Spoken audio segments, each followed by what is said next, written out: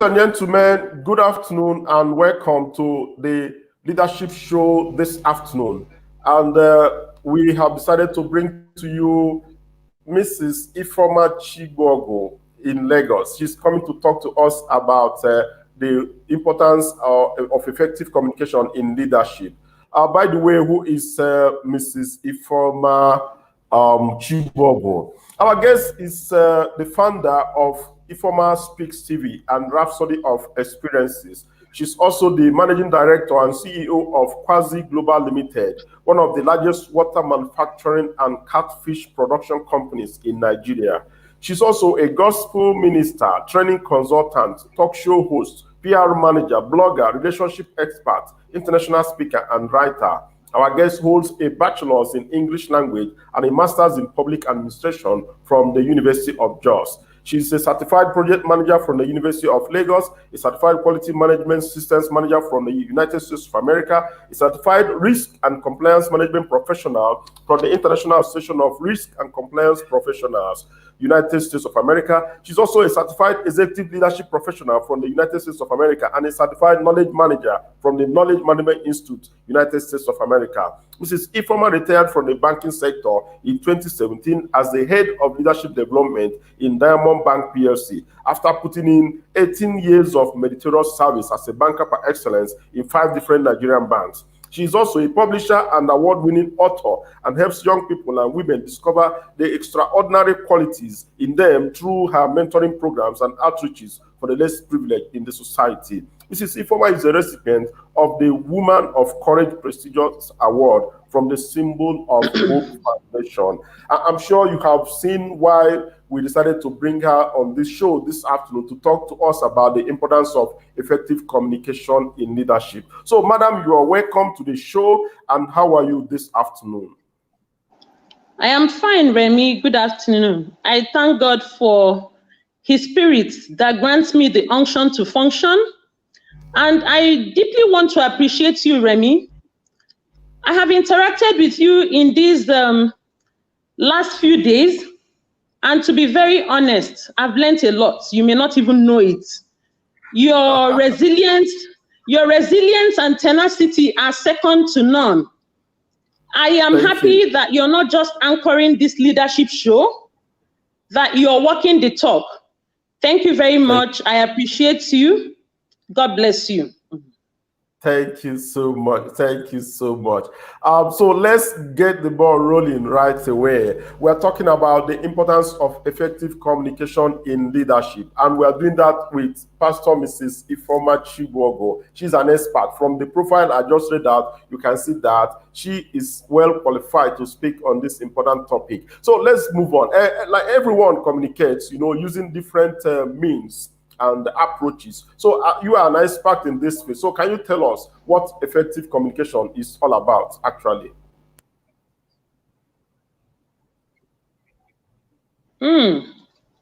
Thank you, Remy.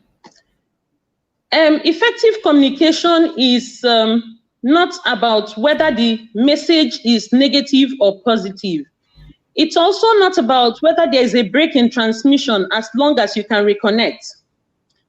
Communication is a very complex subject. I train. When I teach people, communication as a learning and development intervention is very intensive.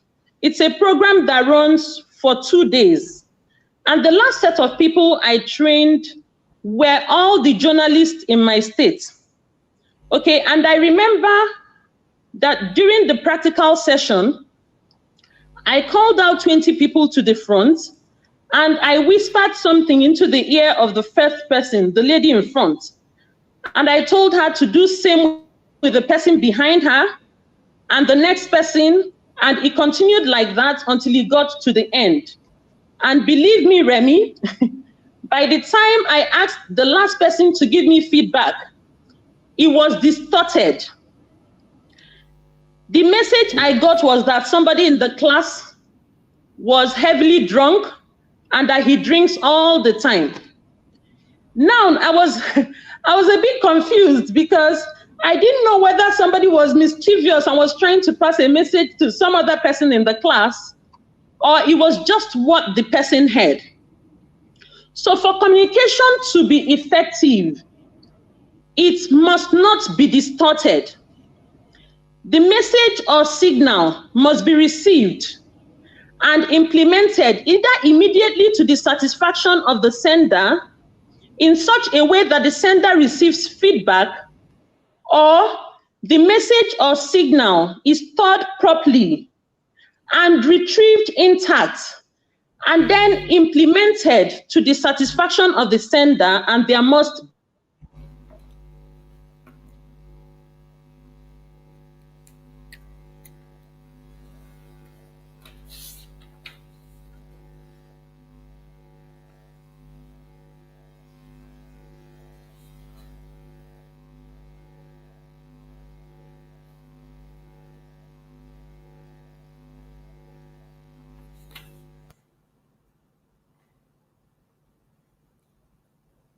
Hello, are you there?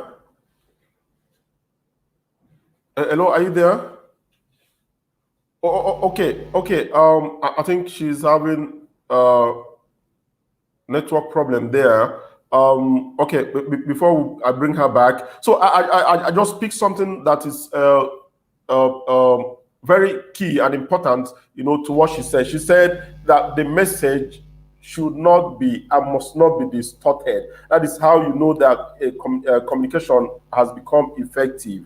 Because if it transmits from one person to the other and remains the original, it means it is effective. That's exactly what she has been able to let us know there. Okay, let me bring her back. Sorry, there was a break in your network. So you are back, and I was reporting to our audience that there's a keyword I picked while you were discussing what effective communication meant. You said that the message must not be distorted. If it gets distorted, it means the sender has not been able to communicate effectively to the receiver. So that is the keyword from what you have just said. Am I correct? Yes, please. Okay, so let's go on. So now, what means of communication do you think are the most effective for leaders? Because we are discussing importance of effective communication in leadership. So what means of communication do you think are the most effective means that will not distort the message that is being sent from the leader? So what do you think are the most effective means of communication? Thank you, Remy. Remy, I'm an advocate for visual communication, just like you and I are doing now, face to face. Because I like it when people are communicating and making eye contact, and then the gestures are there, and then you can listen to the tone and voice.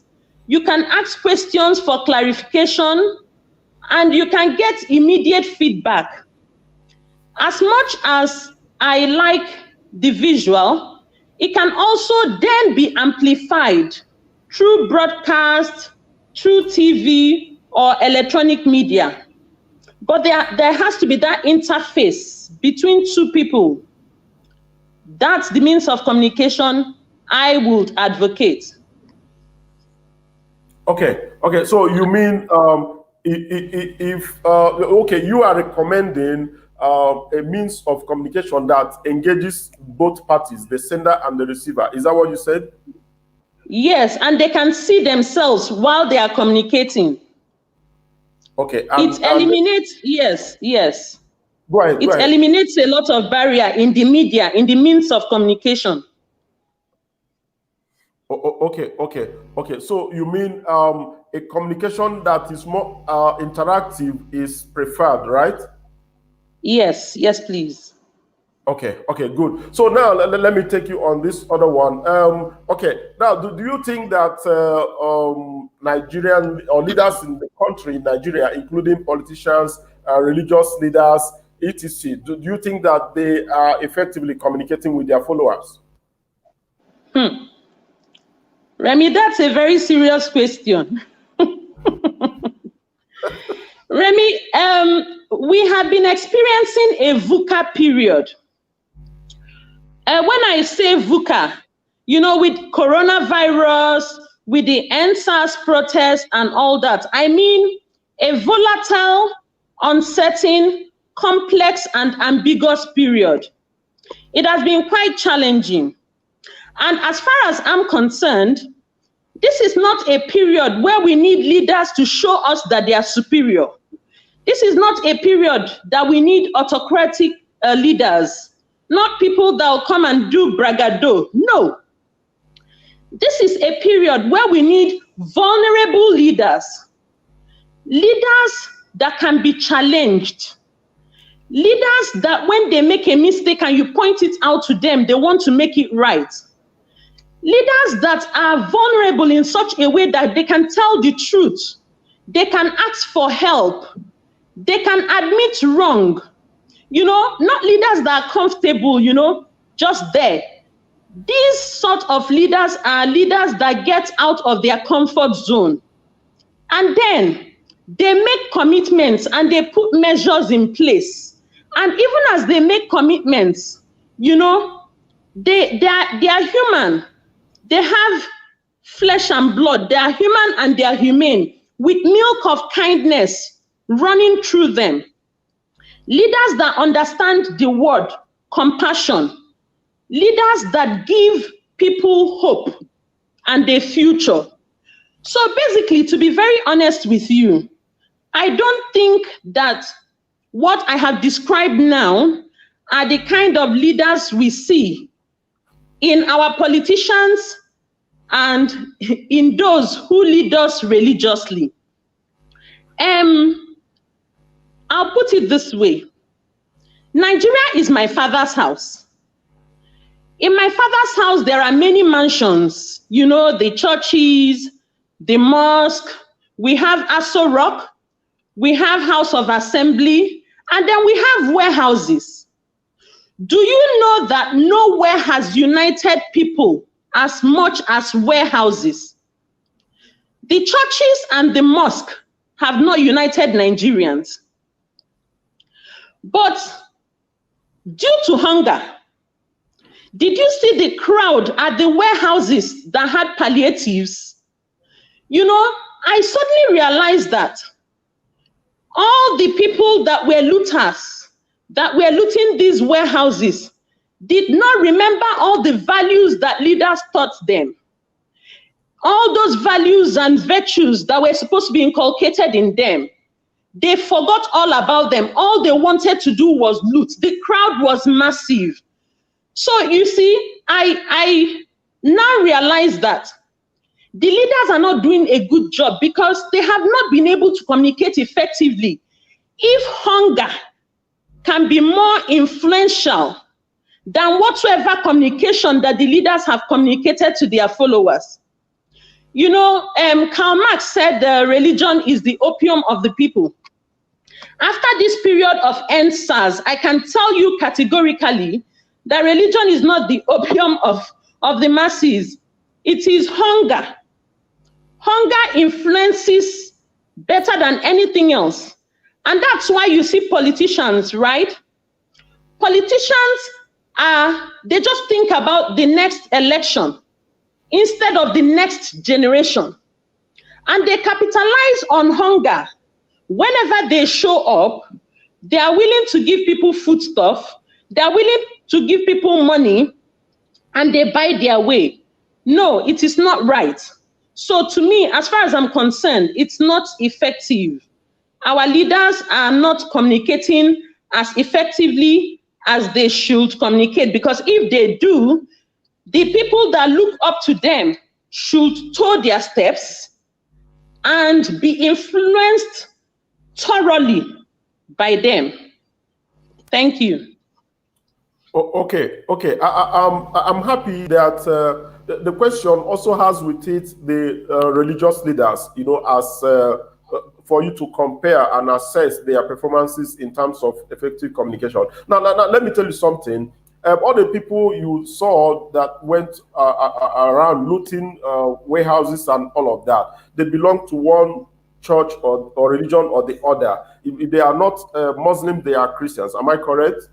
Okay, good. So now, Remy, Remy, I also want to chip in something, because when you talk about leadership, right? leadership has 4 components. You know, a leader has to have vision. Another word for vision is future focus. Then have a drive to lead and be able to lead people and deliver results. So the point I want to bring out is, under delivering results, anybody who calls himself a leader must be able to have the key competence called communication. Communication as a competence, amongst other things like integrity, accountability, entrepreneurship. You know, so to think that the sort of leaders we have are not so good with communication, we need to understand that it is not about their portfolio. It's about the fact that we have different proficiency levels, different levels of mastery. And interestingly, most of these politicians and most of these religious leaders are at the learner stage of communication when it comes to proficiency. Are you with me? Yes. I'm getting you. Yes. Oh, okay. So they are not able to communicate effectively because of their proficiency levels. Thank you. Okay. Yes, I will not forget the angle I wanted to take you to before you cut in. I said something. I said those people that were involved in the looting belong to either they are Muslims or they are Christians, correct? And then it means they have leadership over them.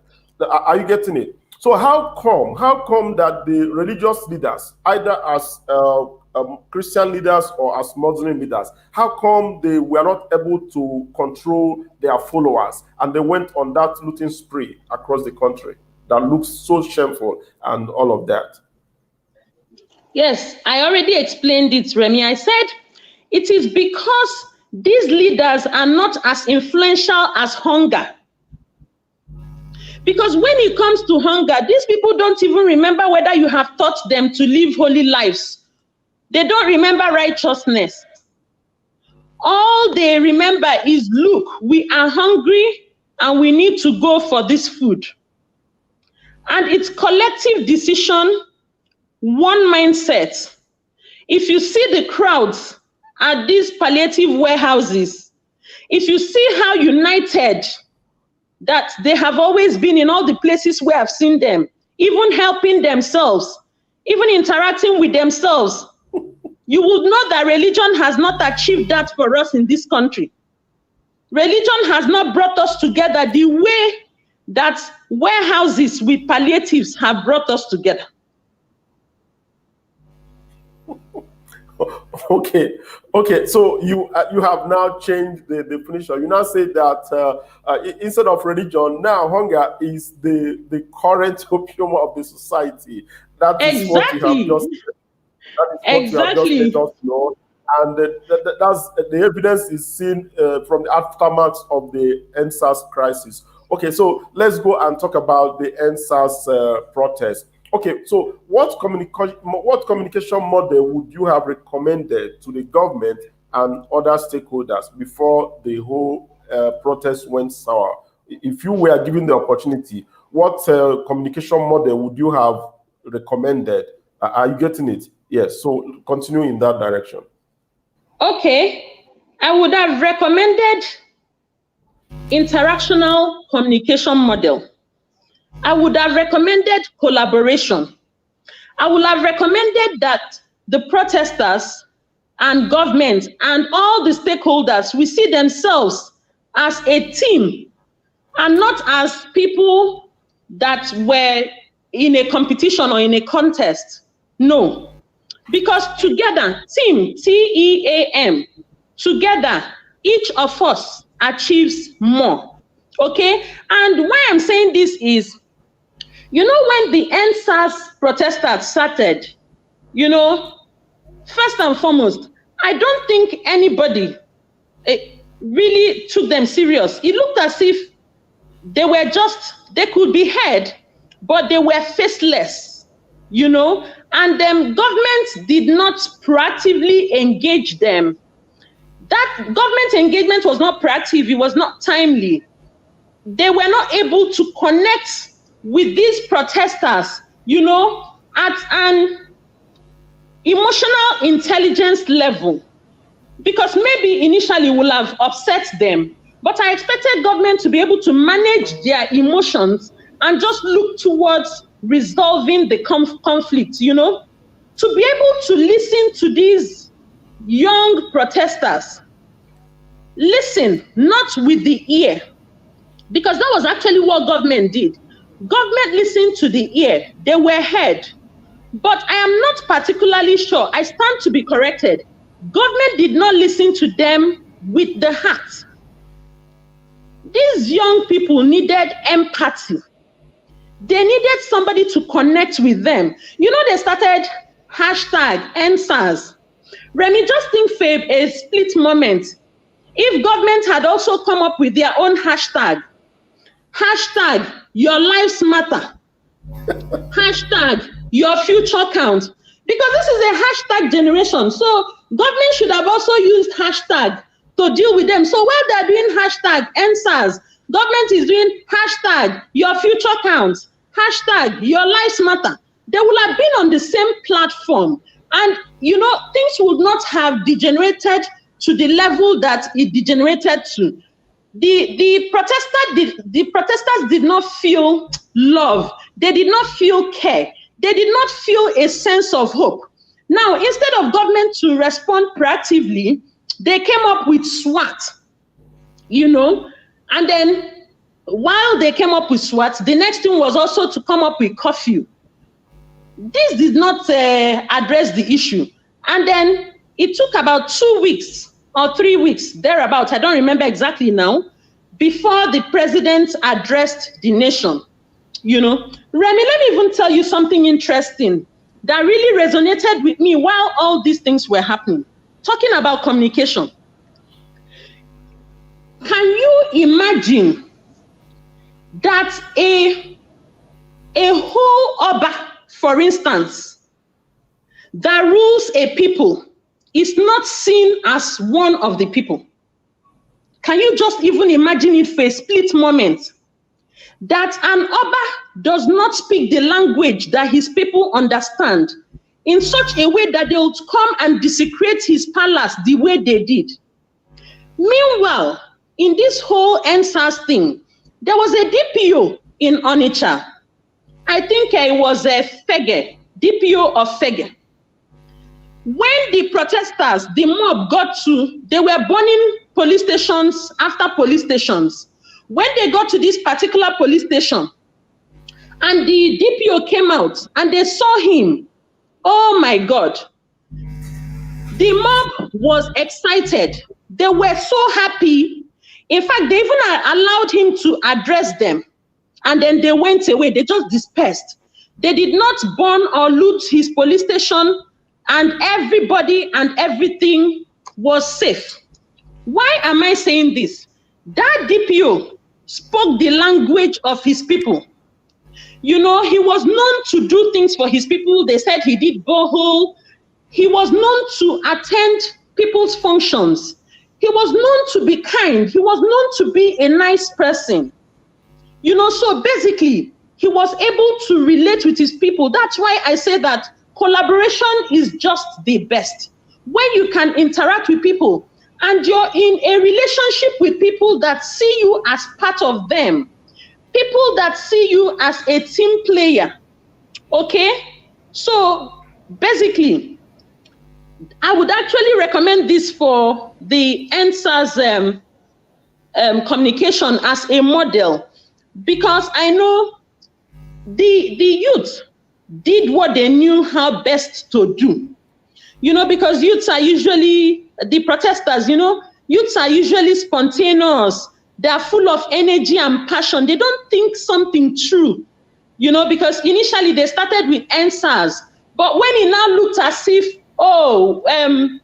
government said they were going to end SARS and come up with SWAT, they still continued. You know why? Because they weren't even sure at that point. They couldn't really articulate what they wanted, you know, because Their End SARS was hashtag End SARS, but that End SARS had a spirit and a letter. What the letter was end police brutality.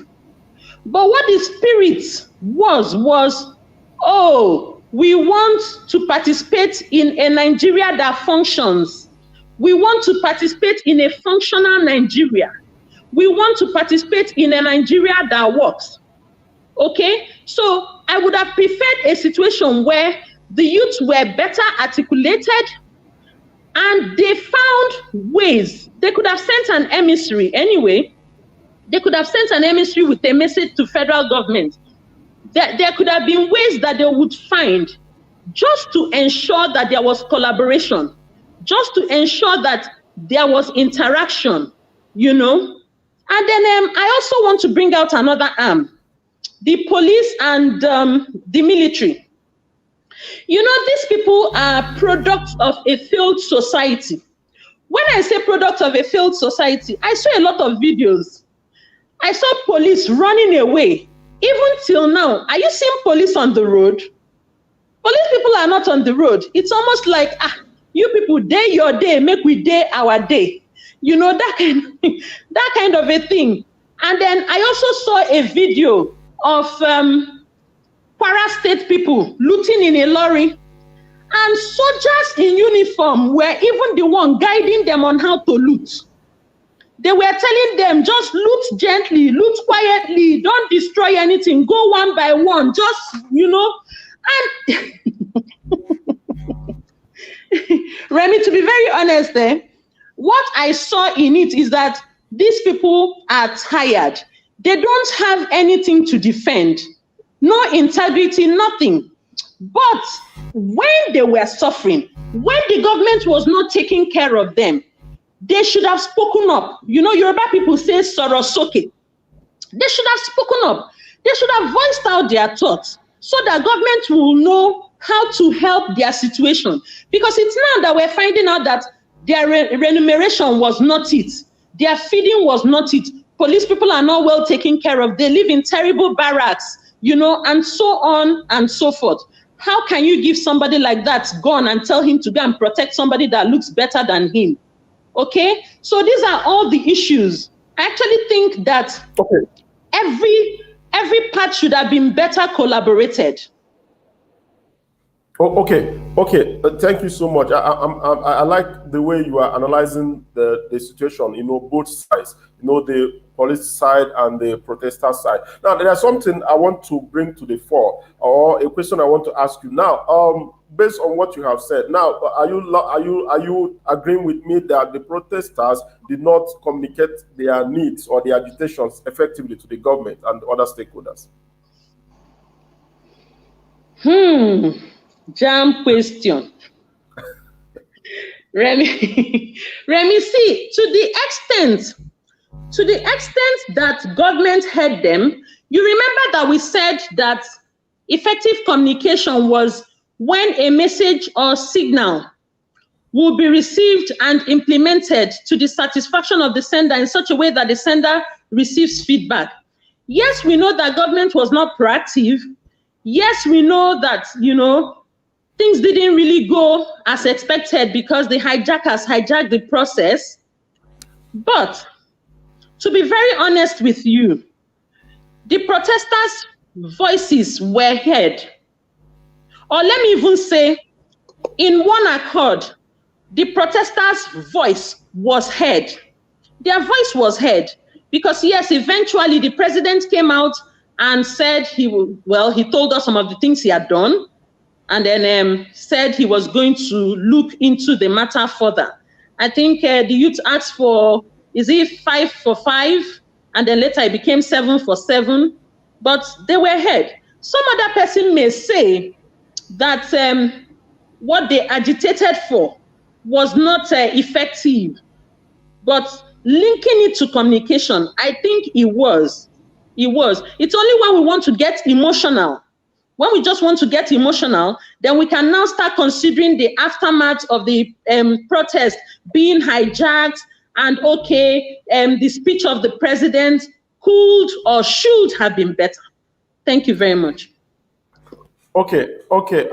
Before I let you go on this aspect, I just want to also let you know something. There's something you said, engagements and being collaborative. So these protesters declared themselves that they had no leadership, they had no leaders. So and I'm sure that made it so difficult for the government and other stakeholders to engage them. And that may be also why it went sour. So what can you say? The protesters, what would have happened? What would have been a better approach, in handling the issue before it went bloody? So let's see your thoughts in this direction. Okay. Go ahead. I hear you, Remy. Okay. I hear you. And I want to, I'm sorry, but I'm going to ask a question. And then when you answer the question, then I can continue. Okay, go ahead. How did the government hear from the protesters that they did not have a leader? Okay. I think for me, I saw it on television when some of them were interviewed. They said nobody is their leader, that they had no leaders. I had it during one of those locations they were protesting. TV, I don't know which television station now, interviewed one of them and they said they don't have any leader. Yes. Okay. I think there's a break in transmission, but if I hear you correctly, Remy, you said they said it on television, right? Okay. Yes. The same way they said it, government should have also televised what they wanted from them. I'll give you an example. You remember that when I talked about effective communication, I talked about a message or signal, being received and implemented. So that means that there is a sender, there is a message, there is a media or a means of communication, and there is an audience. I didn't hear leaders there. There is no place where communication says it has to be effective when there are leaders. What I heard is that communication will be effective when you have an audience. You're able to communicate with them, and then they implement your message and give you feedback, or vice versa, depending on who the sender and the receiver are. So in this case, I think if I had the opportunity to advise federal government, I would have just told them to televise for youth to come up with representatives, maybe from the 6 geopolitical zones, or from each local government. In fact, to be very honest with you, Remy, that will have given the youths an assignment for a long time. It will have just given them an assignment, because before they decide which 2 individuals that their local government will produce, in fact, you know how it is now. So government will have just given them homework. Go and produce 2 youths from your local government, or each geopolitical zone should provide so and so number of people. Federal government will pay all your expenses to come to Abuja, or okay, you will meet at so and so stadium, and then the president and his team would arrive and address them. Or they could have come to Abuja, all expenses paid. But the important thing is that I actually think it has to do with strategy. Good. Federal government did not have a strategy. They should have come up with a strategy, and they will have been able to implement it. So what I just said now is just a suggestion. It could have just been anything, but engage the youth, find a way to engage those protesters, and things would not have gone the way they went. Okay.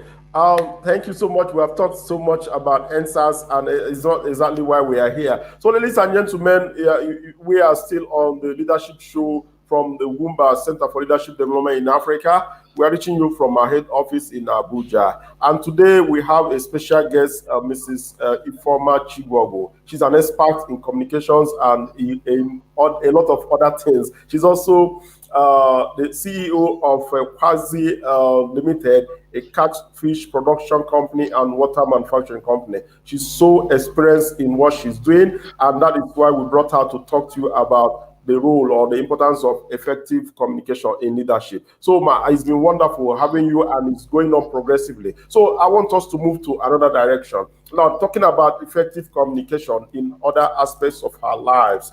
So especially in families, I'm sure that effective communication is not limited to only government or leadership, politics and religion. I think it has a lot to do in families. So do you think that the rate of failed marriages that we have in the society today is as a result of lack of communication in our homes? Sorry, I didn't hear that. Now, I said that let's look at effective communication as it concerns our lives, especially in our families. So do you think that the rate of failed marriages that we have today is as a result of lack of effective communication in the homes? Thank you, Remy. Thank you. The fundamental problem in marriages or even relationships for that matter is the template for communication. You know, Remy, when we talk about marriages, for instance, we have a lot of barriers. We have class barriers, we have ethnic barriers, we have educational barriers, religious barriers, and so on and so forth. So, and usually the terrain for courtship is different from the terrain for marriage. You know, people get into marriage with so much unrealistic expectations, you know, but what they don't know is that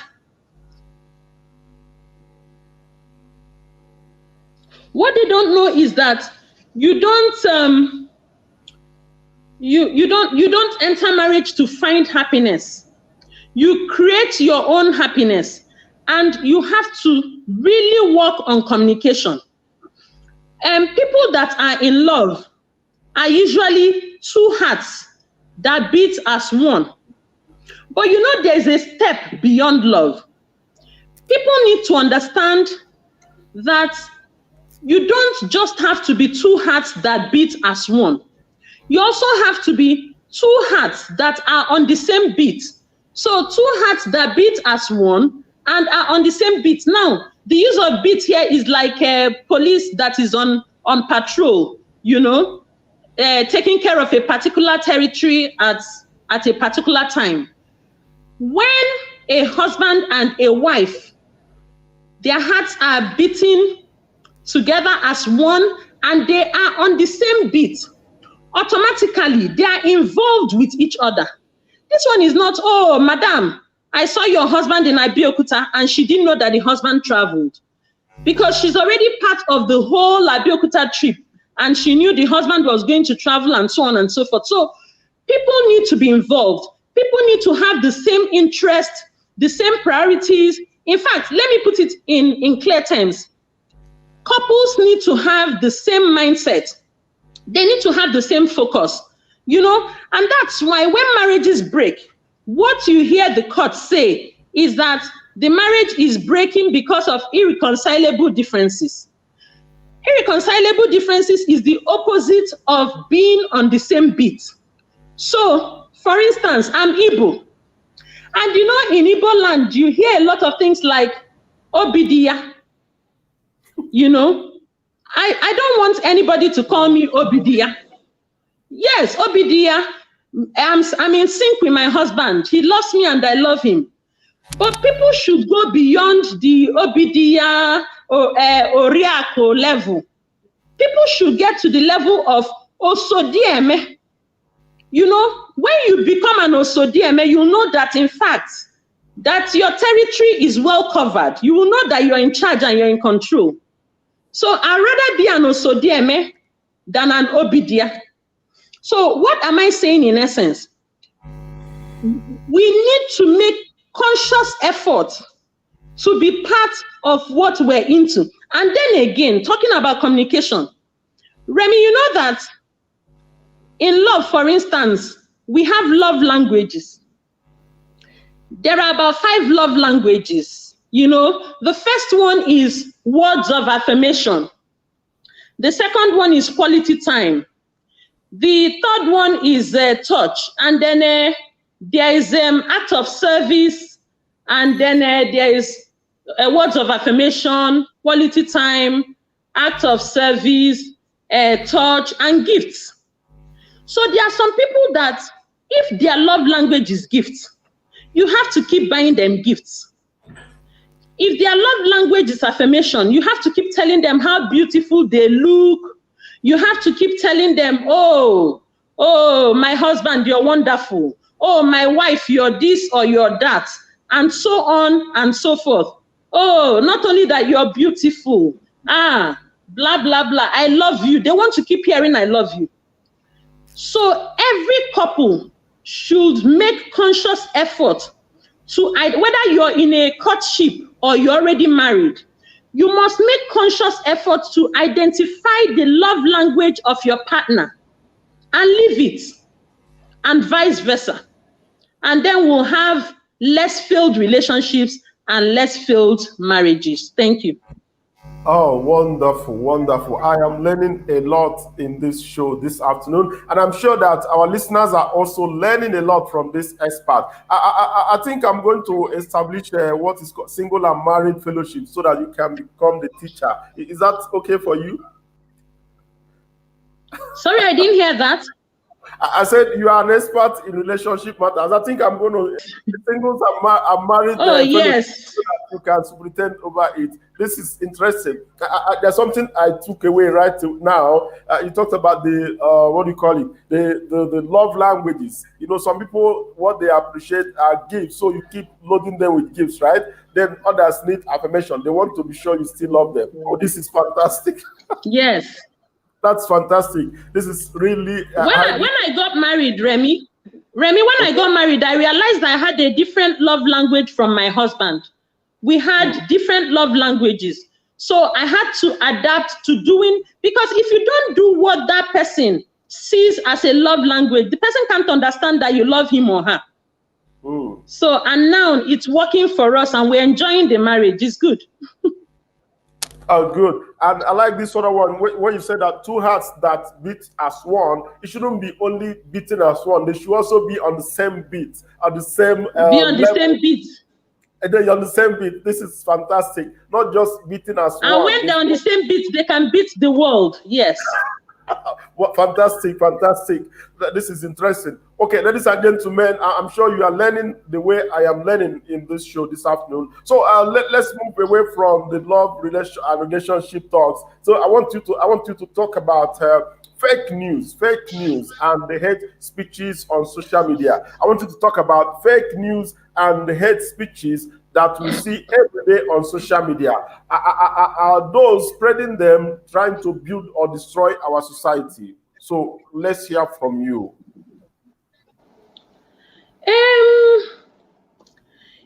It actually depends on perception. Why I say it depends on perception is that, you know, Remy, one man's freedom fighter is another man's Taliban. Okay? So sometimes when we hear this fake news, some other person people even pay for sensation. People even pay to distort and conjecture what is not true for selfish reasons, for particular purposes, you know. So the same thing about hate speech. Somebody can say something, another person will see it as hate speech. Another person would say it's okay, it's not hate speech. So it's actually about perception. But be that as it may, I just know that there are good news and bad news. And good news uplifts. Bad news dampens the spirit. Personally, because I'm the one answering for myself, you know, I know that as much as hate speech is subjective and then fake news is about perception. I am a conservative person. Not just that I'm conservative, I'm inclusive. Okay, so I believe that fake news and hate speeches destroy the fabric of society, and I will not be a part of that. I don't want a society that maligns. I don't want a society that marginalizes. I don't want a society that makes people feel dehumanized. I want an inclusive society. So I would not support fake news and I would not support hate speeches. I stand for truth. Okay, thank you so much. Let's take this comment from Sandra C. Duru, all the way from United States of America. She said, Mrs. Chigbogwu has spoken well, but in a representative democracy, aggrieved citizens make their voices heard, and the elected representative, that is the leadership the citizens are looking up to, speak for them in the hall of power through all the modern communication technology. It makes it easier than ever for both the citizens and the government to speak directly to each other. But in a situation where the citizens have lost hope and trust in their government, communication becomes ineffective. I think, did you see that? Yes, I saw that. Okay. So thank you so much, Sandra. Thank you so much, Sandra. I saw that. Okay. Remy, would you want me to respond? Yes, say something about it. That's why I brought it to your attention. Say something. Okay. Sandra, that was a beautiful question.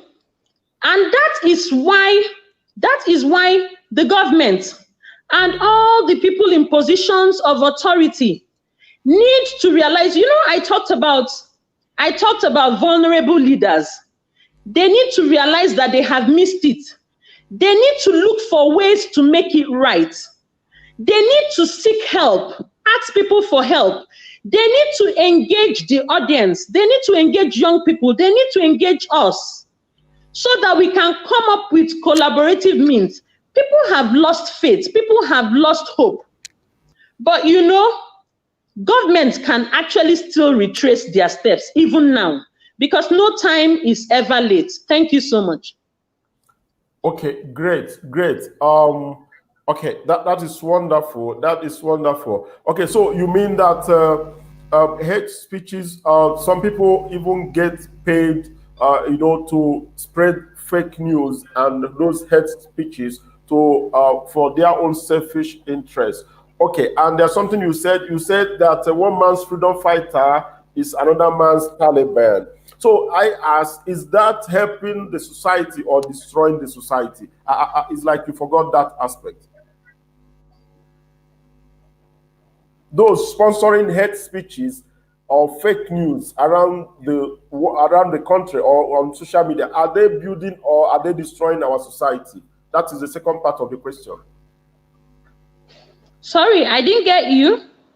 Now, I said you have spoken about hate speeches, and you said that one man's freedom fighter can be another man's Taliban. So I now said, are they those that are spreading fake news around the hopeless? Are they helping to build, or are they destroying the society?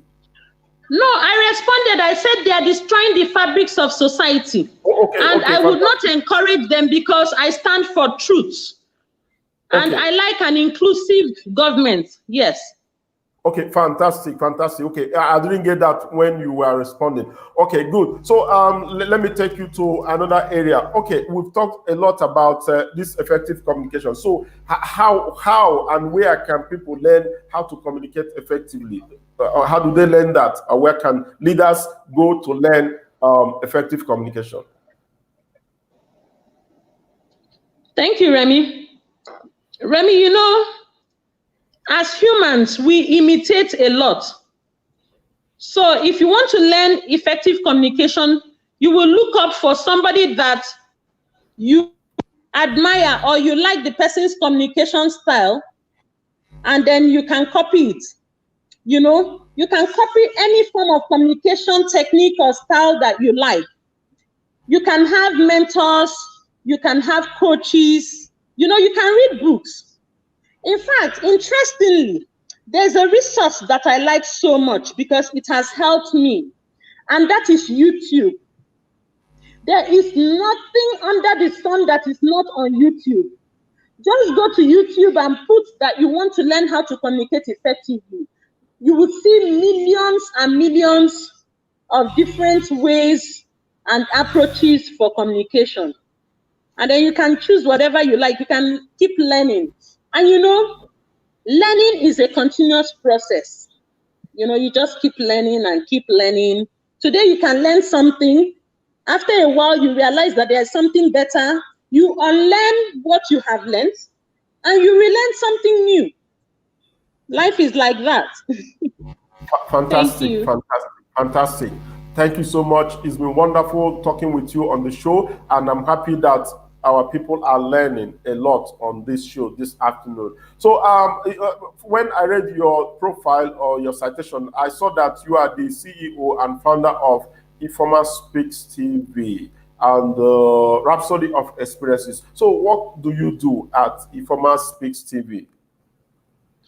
At Ifeoma Speaks TV, okay, first and foremost, we have a studio and a production house, okay? But Ifeoma Speaks TV is basically a training and mentoring platform that stands on 4 pillars, or you can say 4 bouquets, okay? So the first one is leadership.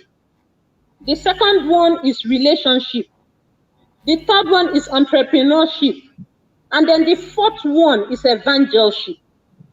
Eventually, we brought out evangelship in such a way that we made Rhapsody of Experiences. You see, people go through a lot in life. People go through a lot. People go through rape. People go through psychological trauma. People go through domestic violence. Sometimes they even approach us. You know, you hear somebody telling you that he wants to commit suicide. So we attend to all of these people, and then we help them as much as we can. We help them with mental health. We help them to find their bearing. And even recently, we introduced the Living Water Channel, where we help businesses. We give them money for startup as long as they have very good ideas that we can execute. So we give them money for startups, or we give them money for business expansion. So that is Rhapsody of Experiences, the evangelship arm of Ifeoma Speaks TV. Then Ifeoma Speaks TV, we actually try to amplify muted voices. We try to identify the extra in extraordinary, you know, because there are some people that their voices are not heard, like this End SARS thing. You know, we just try to amplify their voice or voices, as the case may be, because we are trying to vigorously pursue the things that unite, the things that bind, you know, so that everybody's life will have a meaning, okay? So when we do it through different methods, when we train people in such a way that they'll be useful in the area of leadership, they'll be useful in the area of entrepreneurship, and they'll have relationships that work. And then we're on all social media platforms. We're on Facebook, we're on Instagram, we're on YouTube, we're on Twitter, we're on LinkedIn.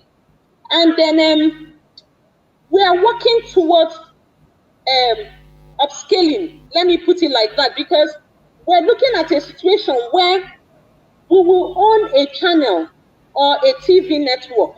So we're working towards that.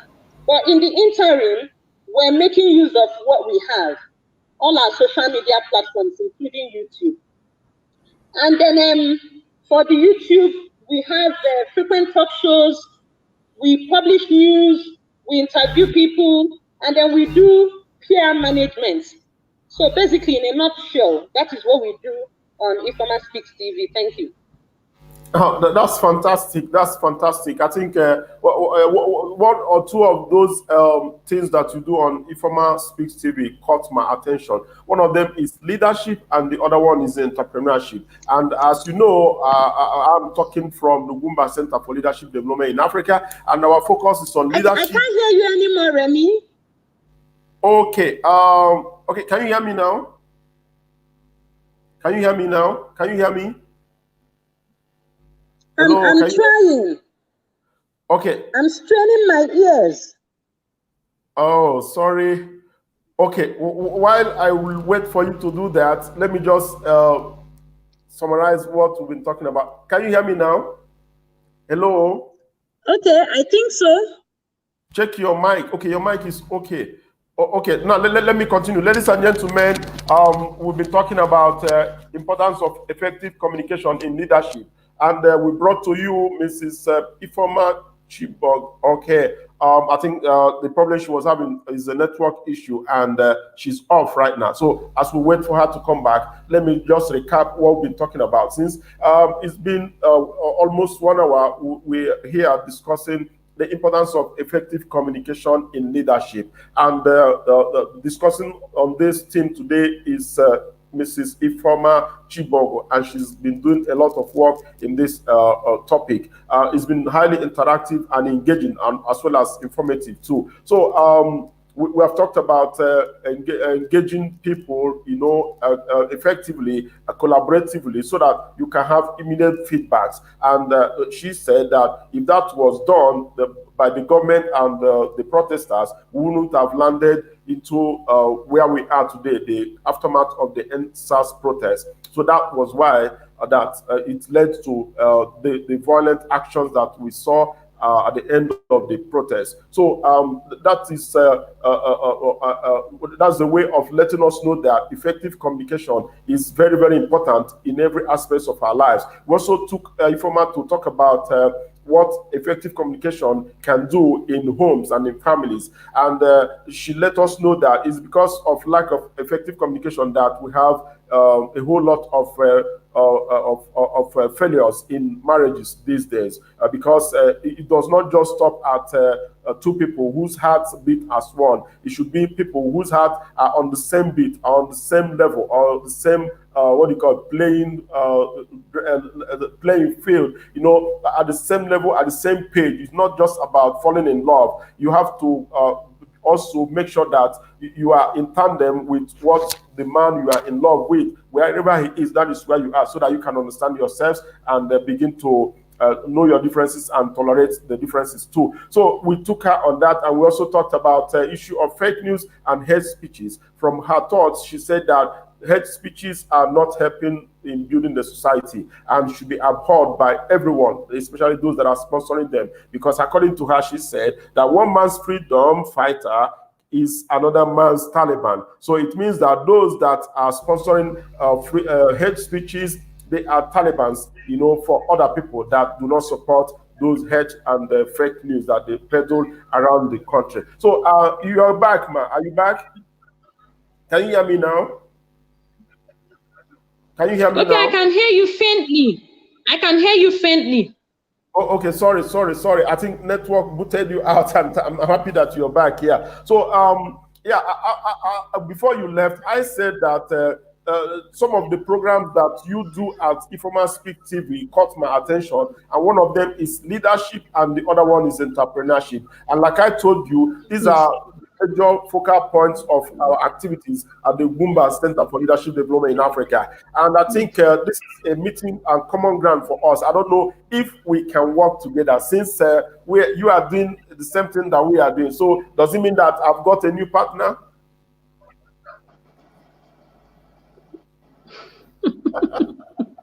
Yes, Remy. Okay, good. So I've got a new partner this afternoon. Thank you. So and let me use this opportunity to announce to our listeners that the call for applications for the 2020 Ugwumba Enterprise Challenge is on. And unfortunately it's going to close in a few days on the 30th of October. That is the deadline for the applications that started since October 1st, and is going to close in 4 days' time. So if you are a young person, you have an idea, business idea in any sector of the economy, whether it is in agriculture, whether it is in information technology, education technology, health technology, renewable energy, fashion designing, any sector of the economy, you are qualified, if you are between 18 and 30 years, to apply for the Ugwumba Enterprise Challenge. And to do that, I want you to just look at the screen on the screen now and see the link that is showing. Go to www.bit.ly/UEC2020. That is where you will see more information about the Ugwumba Enterprise Challenge and where you click to submit your application. Now, like I've always said, we are looking for starters. We are looking for freshers, people that don't know it all, people whose ideas are still in their heads, because we come to them as angel investors. We want to see them realize their ideas. We want them to at the end of the day say that if not for us coming to assist them, those ideas would have died with them. So these are the type of people we are looking for. We're not looking for those that have cash flow histories before they can assess our support. We're not looking for those who have already built factories before they can access support from us. We're looking for freshers, people that have their ideas still in their heads, because we want to help them, transform them into business ventures and social enterprises. So I'm sure you must have heard about this Ugwumba Enterprise Challenge. So can you say a word about it, the way you understand it? Did you hear me? I said, I'm sure you must have heard about the Ugwumba Enterprise Challenge. So what do you have to say about it? Oh, yes. You want me to answer? Yeah, what do you have to say about the Enterprise Challenge? I'm sure you must have heard about it from somewhere. So what do you have to say? Yes. Is it a good thing? Yes, that's a very good one.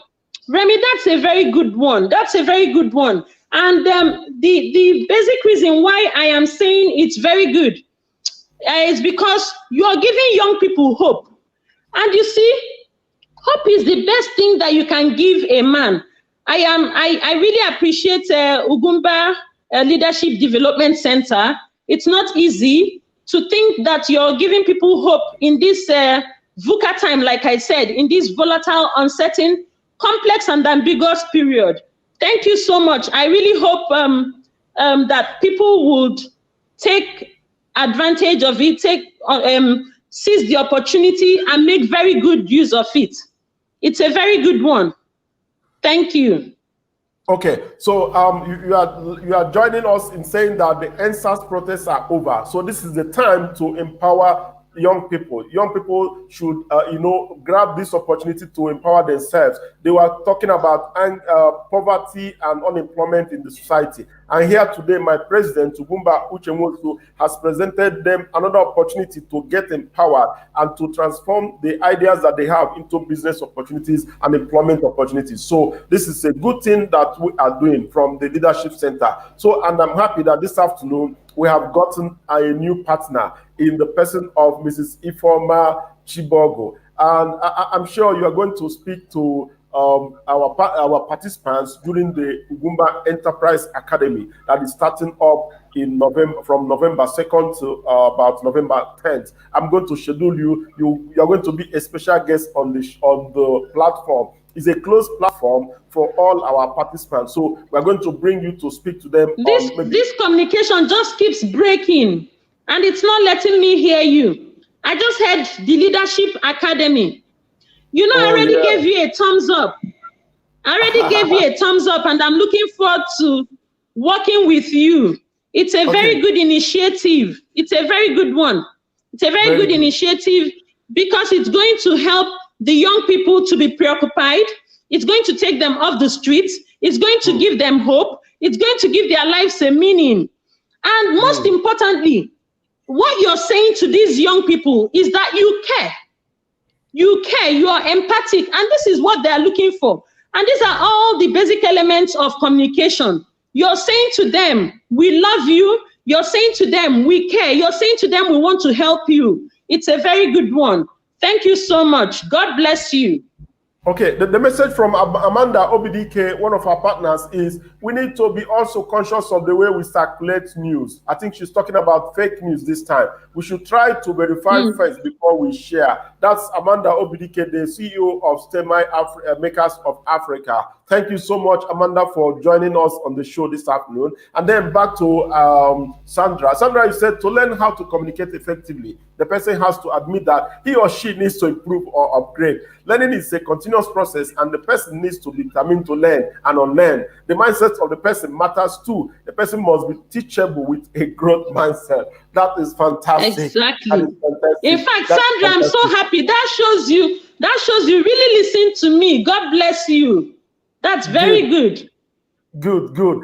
It's been really engaging, from the time we started till now. Nice. So it's really engaging, and I'm happy that a whole lot of others. Thank you, Amanda. Thank you.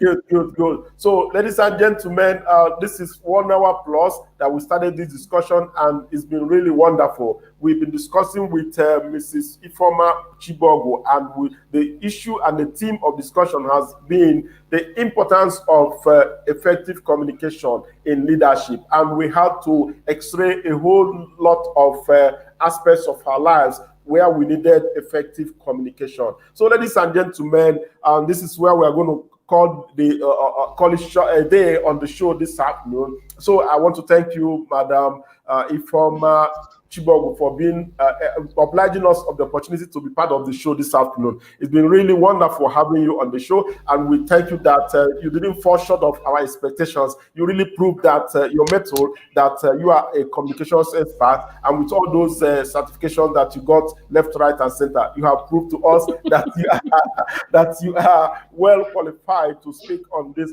important topic. And I'm sure that you have made meaning in the lives of all of them that tuned in to listen to us this afternoon. So at this juncture, I want to thank you so much, and to appreciate you for also accepting to partner with us, the Ugwumba Center for Leadership Development in Africa, as we roll out the 2020 Ugwumba Enterprise Challenge, which is an idea pitching and grant competition that has been empowering young people to transform their ideas into business ventures. We have a whole lot of success stories, from the inception in May 2019. That was last year. We had the second edition in August 2019 here in Abuja, and this third edition was supposed to be for the Pan-African edition, but because of the COVID-19 pandemic, we decided, and the lockdown, we decided to also limit it to only Nigerians and give them the opportunity to also be empowered this time. We are looking at 1,000 young people from across the country. So I'm sure, Madam Ifeoma, you're going to help us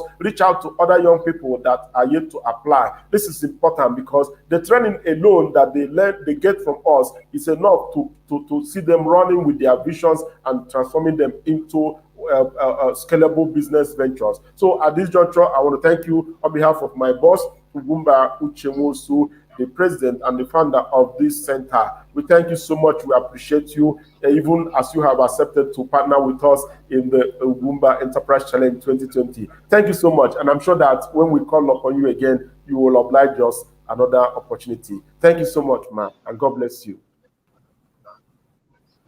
Thank you, Remy. Thank you. And interestingly, I'm a pastor, and I pastor young adults. People within the ages of 18 and 42. So it's really good. It's good listening to you. And I know that a lot of them may even benefit from this. Thank you so much. Remy, when it comes to communication, I would like to tell you that you communicate effectively. Thank you so much. In fact, you're my example for this conversation today. Thank you so much. Thank you. It's been a wonderful time. Please greet everybody on your platform for me. Thank you. And I give God the glory. Thank you. Thank you.